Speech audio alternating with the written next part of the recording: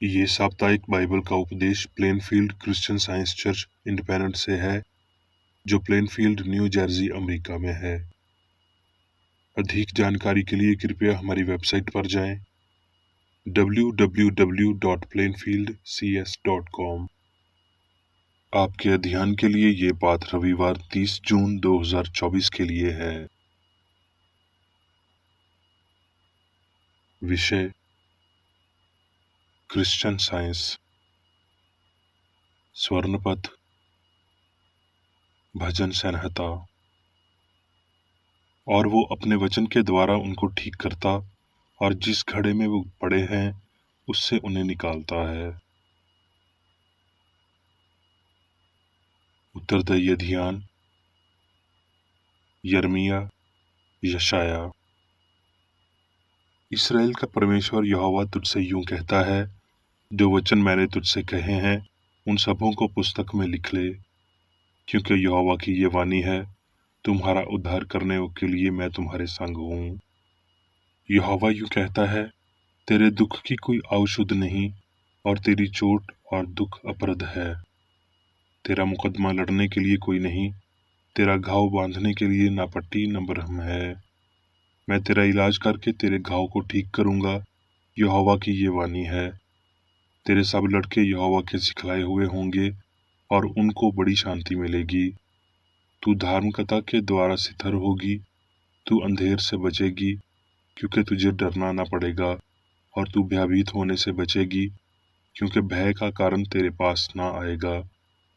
जितने हथियार तेरी हानि के लिए बनाए जाएं, उनमें से कोई सफल ना होगा, और जितने लोग मुद्दई होकर तुझसे नालिश करेंगे, उन सबों से तू जीत जाएगी। यहोवा के दासों का यही भाग होगा, और वो मेरे ही कारण धार्मिक ठहरेंगे। यहोवा की यही वाणी है।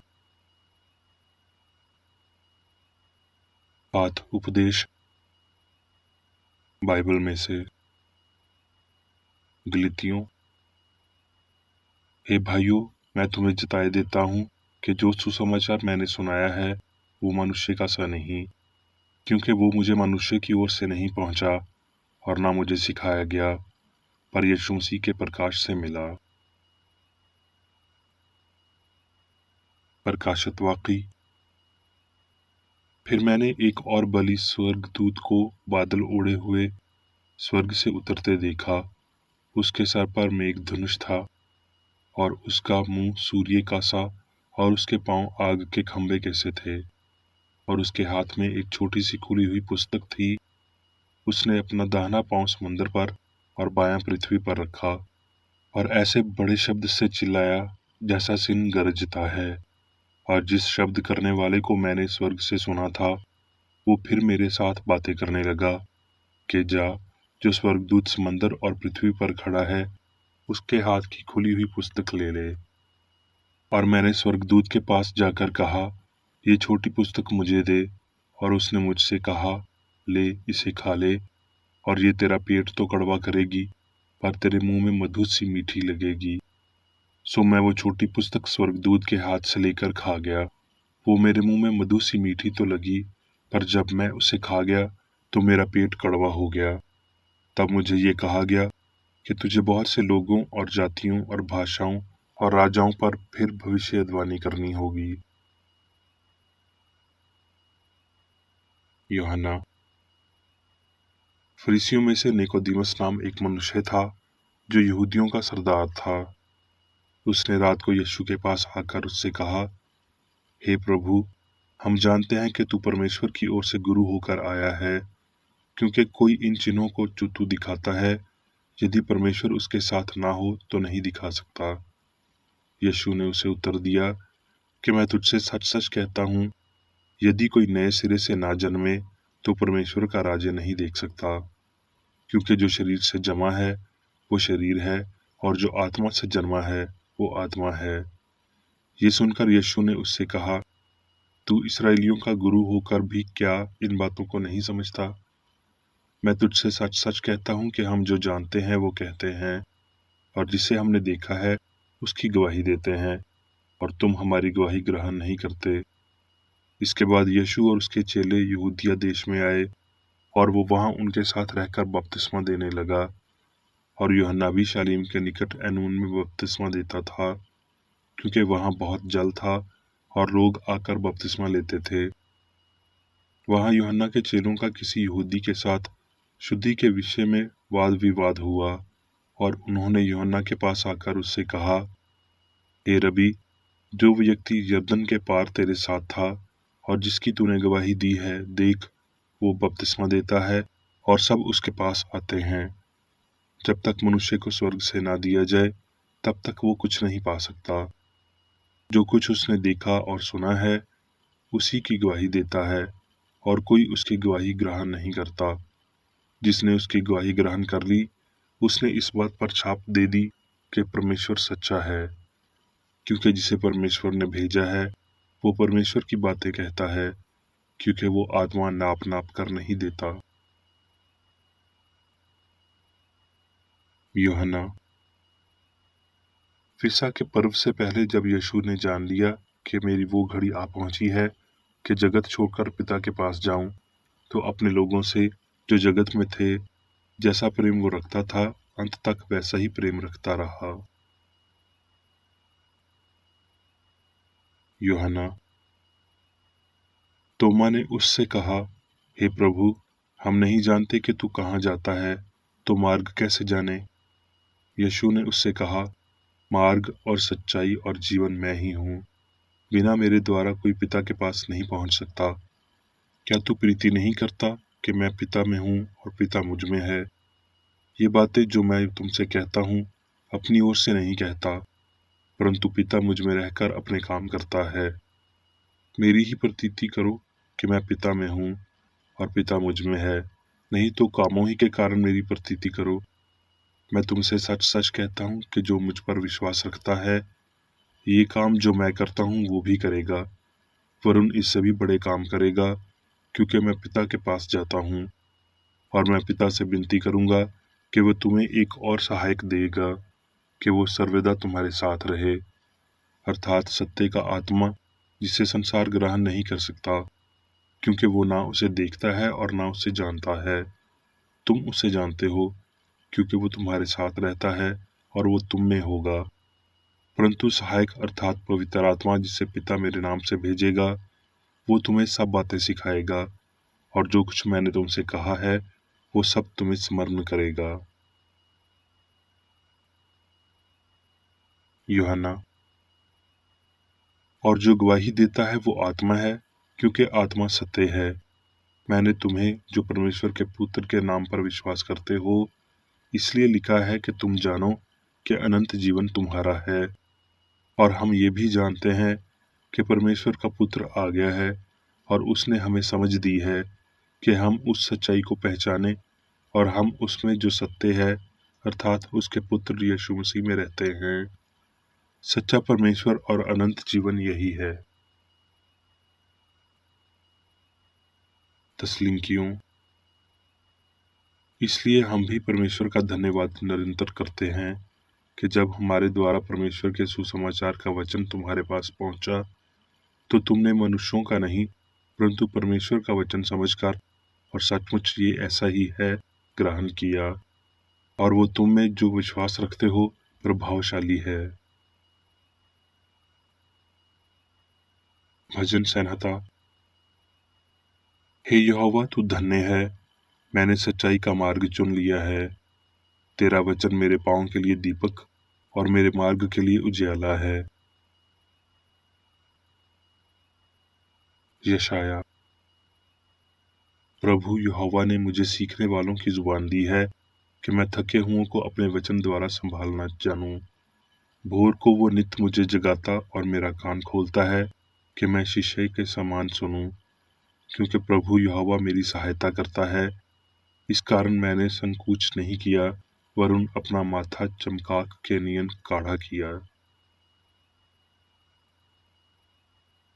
यर्मिया। जब तेरे वचन मेरे पास पहुंचे, तब मैंने उन्हें मानो खा लिया, और तेरे वचन मेरे मन के हर्ष और आनंद का कारण हुए। क्योंकि हे सेनाओं के परमेश्वर यहोवा, मैं तेरा कहलाता हूँ। अब मैं मेरी बेकर एडी द्वारा क्रिश्चियन साइंस की किताब विज्ञान और स्वस्थ शास्त्रों की कुंजी के साथ के साहस संबंधी अंश पढ़ूंगा। विज्ञान और स्वस्थ। वर्ष 1866 में मैंने क्रिश्चियन साइंस या जीवन, सत्य और प्रेम के दिव्य नियमों की खोज की और अपनी खोज का नाम क्रिश्चियन साइंस रखा। वैज्ञानिक मानसिक उपचार के पूर्ण सिद्धांत के इस अंतिम रहस्य उद्घाटन के स्वागत के लिए भगवान ने कई वर्षों के दौरान मुझे नम्रता पूर्वक तैयार किया। इसकी एक आध्यात्मिक उत्पत्ति है और एक सामग्री नहीं है। ये एक दिव्य उच्चारण है, दिलासा देने वाला, जो सभी सत्य का निरंतरत्व करता है। क्रिश्चियन साइंस शब्द का प्रयोग लेखक द्वारा दिव्य उपचार की वैज्ञानिक प्रणाली को नामित करने के लिए किया गया था। इस रहस्य उद्घाटन में दो भाग शामिल हैं। एक, मन चिकित्सा के इस दिव्य विज्ञान की खोज, शास्त्रों की आध्यात्मिक समझ, सांत्वनादाता की शिक्षाओं के माध्यम से, जैसा कि गुरु ने वादा किया था। दो, वर्तमान प्रदर्शन से ये सिद्ध होता है कि यीशु के तथाकथित चमत्कार विशेष रूप से किसी ऐसे युग से संबंधित नहीं थे जो अब समाप्त हो चुके हैं, बल्कि वो एक सदैव क्रियाशील ईश्वरीय सिद्धांत को दर्शाते हैं। इस सिद्धांत का संचालन वैज्ञानिक व्यवस्था की शाश्वतता और अस्तित्व की निरंतरता को इंगित करता है। एक मसीही वैज्ञानिक को अपनी पाठ्य पुस्तक के लिए मेरे काम विज्ञान और स्वास्थ्य की आवश्यकता है, और उसके सभी छात्रों और रोगियों को भी इसकी आवश्यकता है। क्यों? पहला, क्योंकि ये इस युग के लिए सत्य की आवाज़ है और इसमें क्रिश्चियन साइंस या मन के माध्यम से उपचार के विज्ञान का पूर्ण विवरण निहित है। दूसरा, क्योंकि ये पहली ज्ञात पुस्तक थी जिसमें क्रिश्चियन साइंस का विस्तृत विवरण था, इसलिए इसने इस विज्ञान को प्रदर्शित करने के लिए प्रथम नियम दिए तथा मानवीय परिकल्पनाओं से उद्दुष्ट प्रकट सत्य को पंजीरित किया। अनेकारियों ने बिना इसका श्रेय दिए इस पुस्तक से उधार लिया है तथा विज्ञान में मिलावट की है। तीसरा, क्योंकि इस पुस्तक ने शिक्षक और विद्यार्थी, चिकित्सक और रोगी के लिए अन्य पुस्तकों की तुलना में अधिक कार्य किया है। यद्यपि इस खंड में मन को ठीक करने का संपूर्ण विज्ञान समाहित है, फिर भी कभी भी विश्वास न करें कि आप इस पुस्तक के एक साधारण अध्ययन से विज्ञान के पूरे अर्थ को आत्मसात कर सकते हैं। पुस्तक का अध्ययन करने की आवश्यकता है और वैज्ञानिक उपचार के नियमों का प्रदर्शन आपको क्रिश्चियन साइंस के आध्यात्मिक आधार पर मजबूती से स्थापित करेगा। ये प्रमाण आपको पहले से ही पुरातन सिद्धांतों के नष्ट होने वाले जीव आश्रमों से ऊपर उठाता है और आपको अब तक अप्राप्य और प्रतीत होने वाले मांद आध्यात्मिक तत्वों को समझने में सक्षम बनाता है।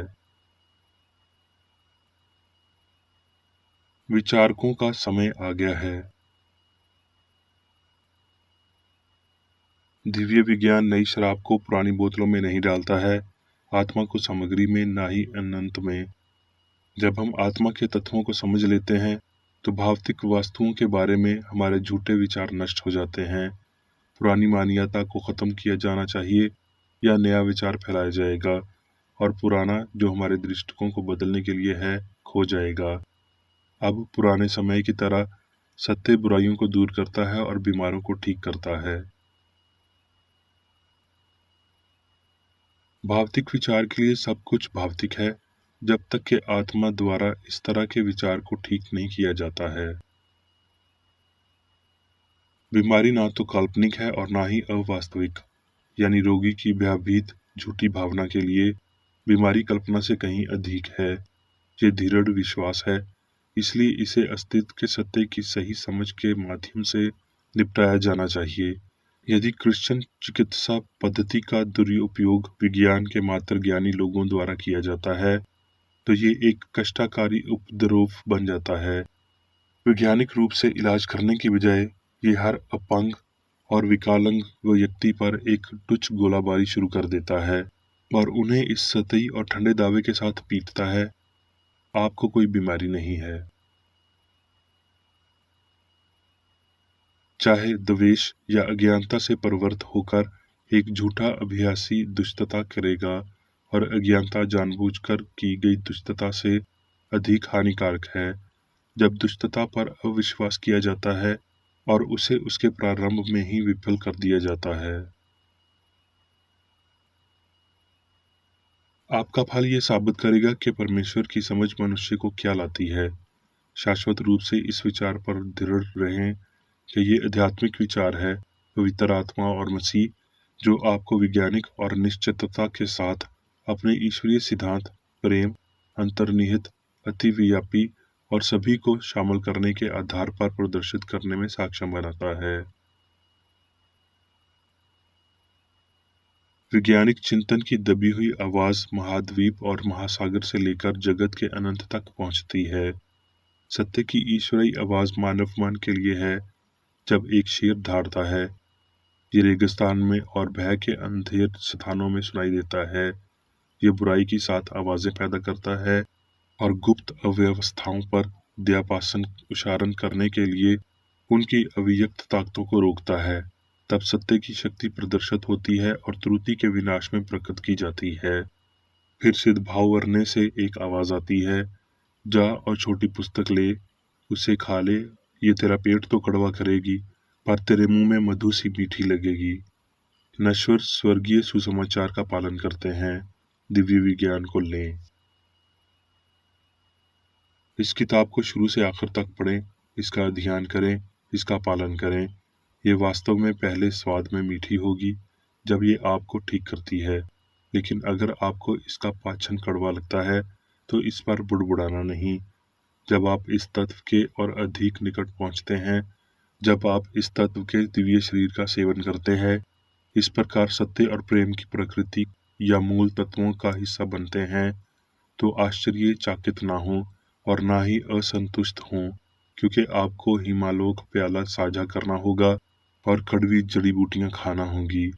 क्योंकि प्राचीन समय में पास्का भोज में इसराइलियों ने इस प्रकार दास्ता से मुक्त होकर विश्वास और आशा के एल्डोराडो में जाने के इस खतरनाक मार्ग की पूर्व कल्पना की थी। इस पुस्तक विज्ञान और स्वास्थ्य में निहित विज्ञान मुझे किसी मानव कलम या जुबान से नहीं सिखाया, और ना तो जुबान और ना कलम उसे उलट सकती है।